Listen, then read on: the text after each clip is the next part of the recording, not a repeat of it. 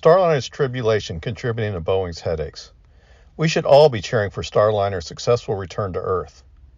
It is an understatement to say that it has been a terrible year for the Boeing company.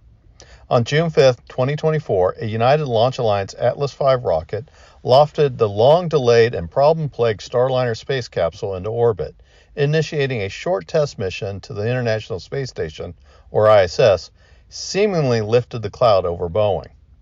Veteran astronaut Barry Butch Wilmore commands the crewed flight test, or CFT, marking his fourth space flight.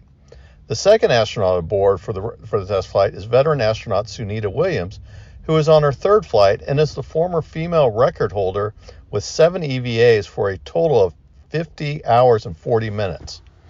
Originally scheduled to last 8 to 10 days, astronauts Wilmore and Williams have extended their CFT mission to 62 days and counting as of this writing, August 6, 2024. This situation continues to raise concerns for Boeing. NASA awarded Boeing and SpaceX contracts to be the inaugural companies of the Commercial Crew Program in 2010. SpaceX was a relatively new and had less experience than Boeing with its Crew Dragon crewed capsule.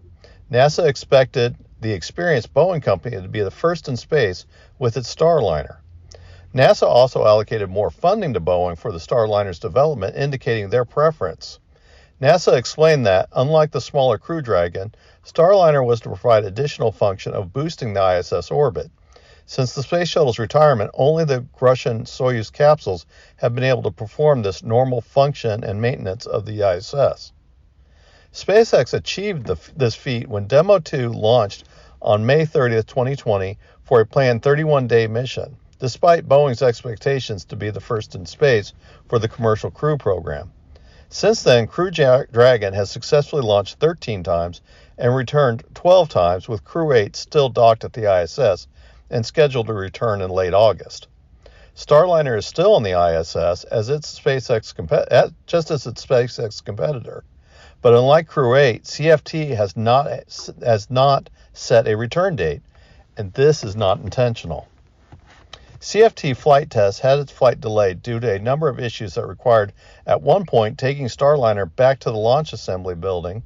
Additionally, a helium leak on the pad led to another brief delay. The Atlas V rocket successfully launched Starliner into orbit, assuring everybody that CFT did not encounter the same problems as the unmanned Starliner flight, known as OFT.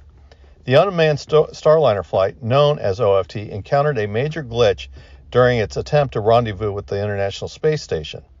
As a result, it used up too much fuel in orbit and had to return to Earth, thereby failing its primary mission. In May 2022, Boeing launched OFT-2 at their own expense to prove that it could reach the ISS.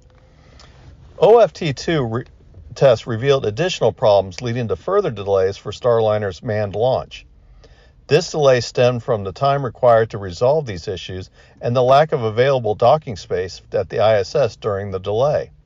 The launch, successful orbit, and rendezvous with the ISS proceeded as planned, bringing another sense of relief. Anxiety quickly replaced this as a helium leak reappeared before docking, and to make matters worse, several thrusters shut down during the docking approach. Wilmore and Williams were able to overcome the difficulties and successfully dock with ISS. It is not unusual for issues to occur in flight that are not necessarily mission critical, but do raise concerns about the spacecraft. The return of a long history of program issues, such as thruster and helium system problems, helium pressurizes the propulsion system, led to Starliner's problems prior to docking. Instead of the issues happening on the pad or on a test stand at the Earthbound Test Center, they were in orbit and on an unproven, problem-plagued spacecraft. At this juncture, the scandal and damage to Boeing's reputation had eroded public trust, leading people to swiftly perceive the CFT astronauts as stranded victims of a company no longer capable of doing anything right. The fact that neither Boeing nor NASA effectively informed the public that they were under no obligation to return the astronauts within the 8 to 10 day mission duration did not alleviate the situation.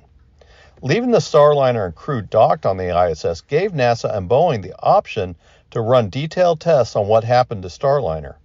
Rushing Starliner back to Earth would have prevented this.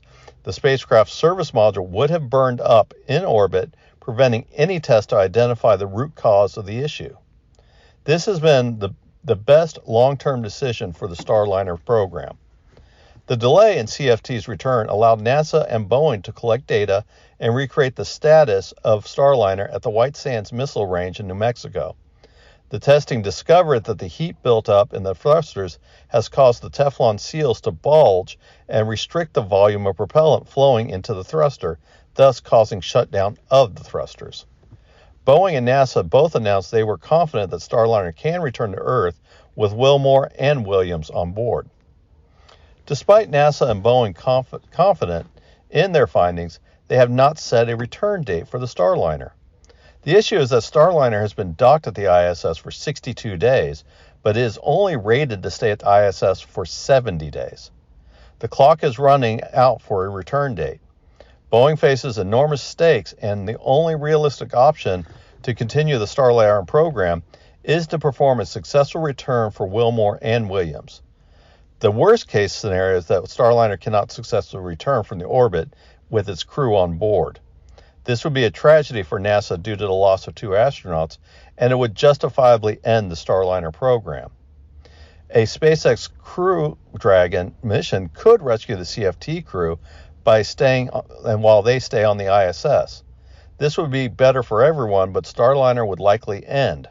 NASA and Boeing have about a week to make a decision that will leave the astronauts and Starliner in the balance.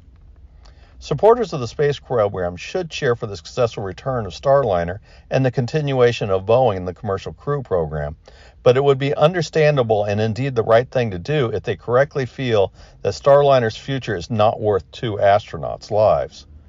If they determine that the risk of an already risky business was too high, this would be the right decision. The importance of having 2 commercial crew programs lies in their ability to provide backup in case something goes wrong with one, thereby preventing America from becoming overly dependent on the Russian Soyuz program. SpaceX's Falcon 9 rocket was grounded due to a satellite launch failure 3 weeks ago, briefly shutting down the U.S. manned space program. We space fans, or nerds if you want to call us that, need to cheer for Starliner, Crew Dragon, and the eventual launch of Sierra Space's manned version of the Dream Chaser, and a guarantee a constant U.S. presence in low Earth orbit. We wish the crew of CFT all the best.